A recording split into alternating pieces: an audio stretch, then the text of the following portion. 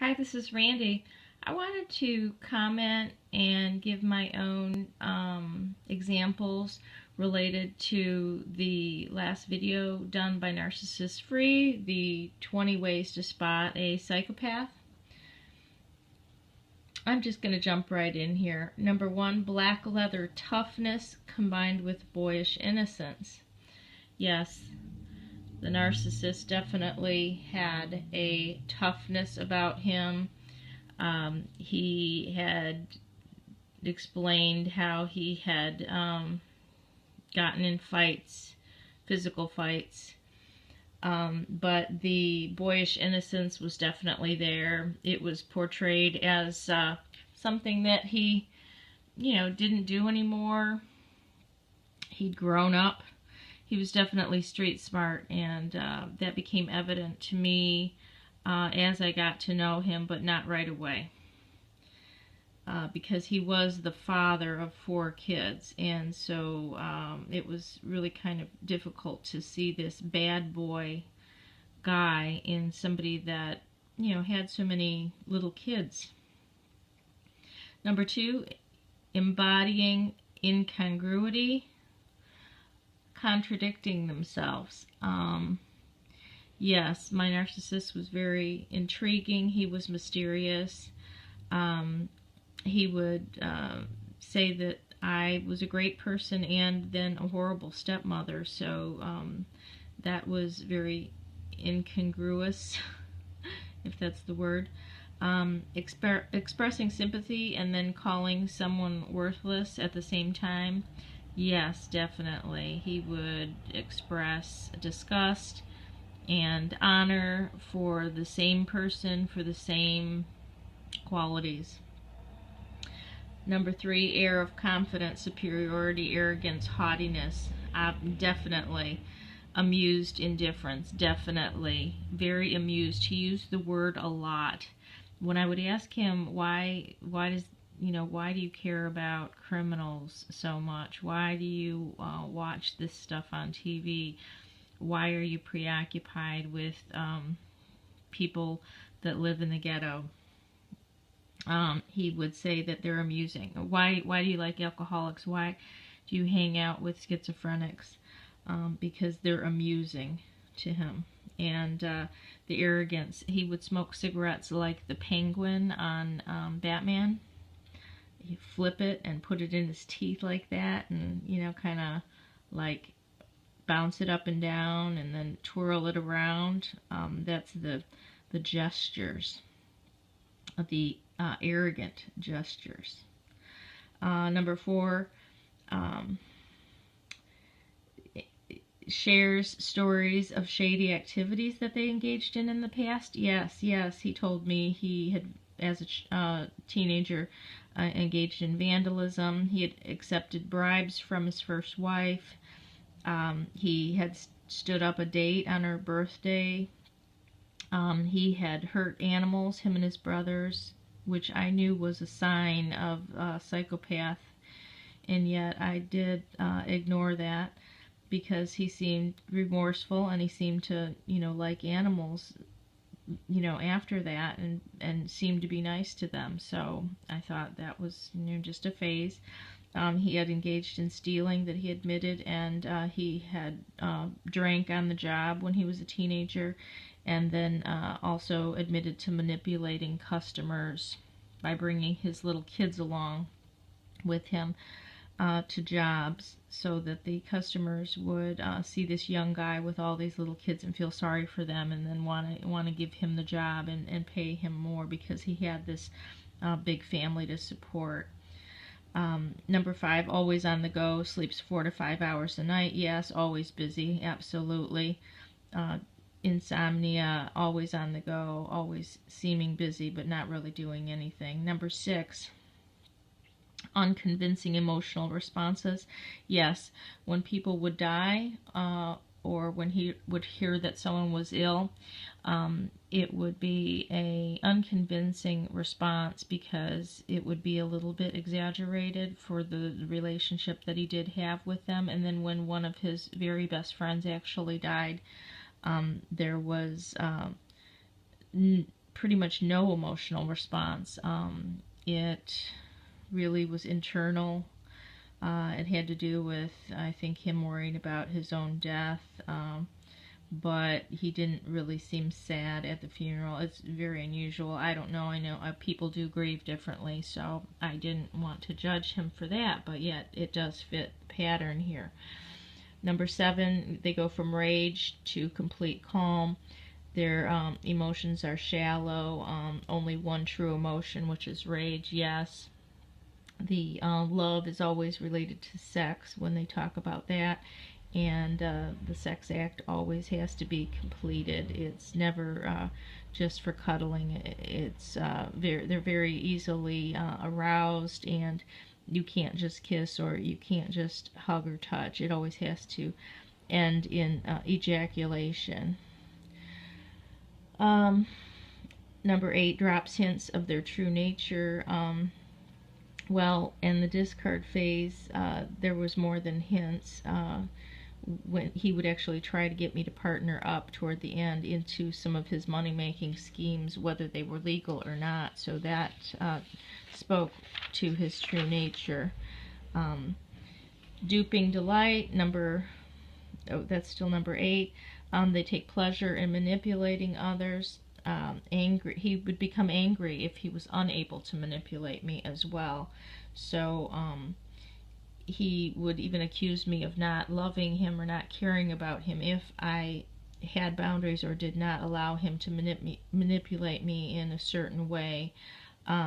Whenever he would try to get me to do something that he wanted pretty constantly, and I would set certain boundaries, and then I would be accused of not loving him. Upping the game. Yes, he did up the game when he was discarding me, and didn't care if he got caught regarding his whereabouts. Instead of lying about his whereabouts, he would just be vague and cruel to me if I asked him where he was going, and he would flip it and focus on me, that I was unreasonable and why don't I just get off of his back. And at this point we were married, and I totally had a justification, and I had the right to ask somebody that I'm married to and I live with, where is he going and what's he doing, and I had reason to be suspicious, and my reasons all came to fruition as being correct. I was not being unduly paranoid. Number 9, flashes of contempt. Yes, I saw him have flashes and contempt pretty overtly, but it was always toward other people on TV or in his life, but never toward me. But in the discard phase, yes, then I would see the contempt toward me. And Dick Cheney was mentioned as having that kind of contemptuous look. My narcissist hated Dick Cheney. He actually saw him in person once at a football game and took a picture of him, made fun of him, couldn't stop talking about how he hated Dick Cheney, and wonder if that was a little bit of projection there where he saw some of himself in Dick Cheney. Number 10, deviant sexual desires without empathy for the other person. Yes, definitely, absolutely. They didn't come out at first. They were slowly woven into the relationship. They weren't necessarily super deviant until the end, but there was little to no negotiation about whether or not I wanted to, partner up and agree to some of these things. There was not negotiation. There was just threats. They want to watch others do what they want to do. Yes, that speaks to the porn that I would find on the computer. And that when they decompensate, I wanted to add that they rationalize all the things that they have wanted to do in porn but haven't done. They rationalize it. They see you as keeping them from doing this, and then they end up doing it. So the porn does lead to the actual behavior. They will go over that edge and move from just watching others do it to actually trying it themselves, and then that gets their adrenaline up and pumping. That speaks to one of the other signs here that I will get to in a minute. 11, poor sense of smell. No, I didn't notice this.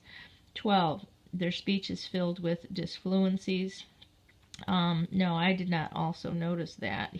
There would be some long pauses and there would be some diversions, trying to divert my attention away from the topic if it was something that he did not want to discuss. Number 13, they can't describe an emotion. No, they cannot describe emotions. They cannot have emotions other than anger. That is the one they're the most familiar with, anger and rage. One time, toward the end, it was actually almost after the divorce, I think, I told him, or I accused him of never having been heartbroken, so therefore he couldn't know what it felt like to me. And of course he said, no, that's not true. And I said, well, then who broke your heart? Now, of course, I was wishing that he would say it was me and then would be able to describe how I had broke his heart somehow. But no. When I said, who ever broke your heart, he just kind of looked lost. And but he was intrigued with the question. It was kind of like I caught him off guard. And then he kind of guessed, and he mentioned his first wife, that she broke his heart. And it's crazy because, I mean, I know she didn't break his heart. I mean, he told me in no uncertain terms that he wasn't ever in love with her. It was obvious he married her after she was pregnant with the second kid. She lied about being on birth control. Their marriage was pretty short. She had an affair. So he said she broke his heart, which is weird, and I don't believe it for 1 second, because he doesn't even understand what being heartbroken means. But that just showed me. I think he just mentioned her because he was most angry at her for filing for divorce, and that was because he was going to have to pay child support for 4 kids, and wasn't going to be able to get any more money off of her, or any of her resources, was actually going to have to be by himself. So, number 14, a reduced startle response. Yes, he never was startled by anything, did not flinch, but did enjoy and was amused by making me flinch, sneaking up on me while I was drying my hair in the morning, and without me being able to hear me, I'd all of a sudden see him on the corner of my eye, and I would flinch, or I would scream. He enjoyed that. Participating in dangerous sports and activities. Yes, surfing, running across a field with a surfboard on his head, coming from the ocean, from the lake, all the way to the van, and while it was raining and it was lightning, and he was seeing lightning right around, hitting different points, and he was trying to weave in and out with the surfboard over his head. This is the kind of stuff. Driving fast, driving while texting, not paying attention to the road. Having sex in public, yes, we did do that. And cheating with strangers, yes. He definitely enjoyed dangerous activities, also some illegal things that he would do. I'm sure he got a big rush out of that. Number 16, invading personal space. Yes, absolutely. Standing too close early on. And also his mother also does that too, very intrusive. And the thing is, he called me the cold-hearted one because I had boundaries and was uncomfortable with an invasion of personal space. 17, an eerily calm demeanor. Yes, absolutely. Seemed very stable and calm most of the time. A saintly aura, no, that one definitely does not fit. But however, he did have the phony altruism in terms of when he was dating an 18-year-old hooker.